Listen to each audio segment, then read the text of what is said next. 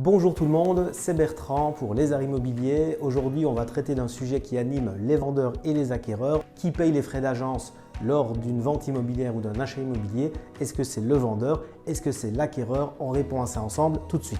Dans un premier temps, il est très important de spécifier que sur une annonce immobilière, le prix que vous voyez affiché inclut toujours les frais d'agence. Donc si vous avez un prix à 100 000 € par exemple, ça ne peut pas être 100 000 € plus des frais d'agence, c'est 100 000 € frais d'agence inclus.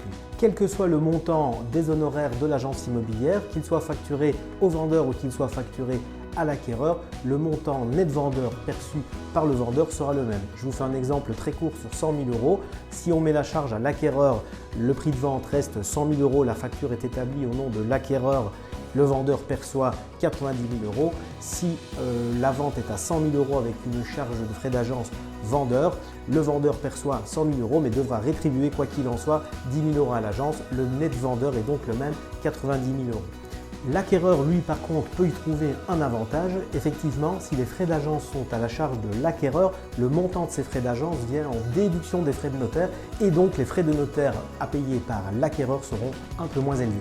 Toujours sur cette version des frais d'agence en charge acquéreur, il y a bien évidemment une problématique. La plupart des banques aujourd'hui vont refuser de financer une facture de frais d'agence à charge de l'acquéreur, considérant que cette dernière ne fait pas partie de l'achat immobilier, mais est considérée comme un service.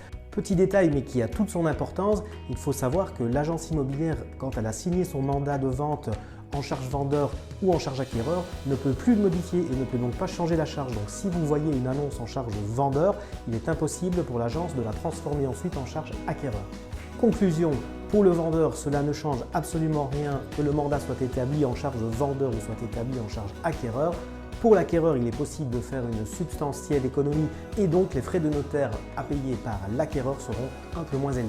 Pour plus d'informations, je vous invite à cliquer sur le lien qui se trouve autour de cette vidéo ou à visiter notre site web www.lesarimo.com. Salut, à bientôt!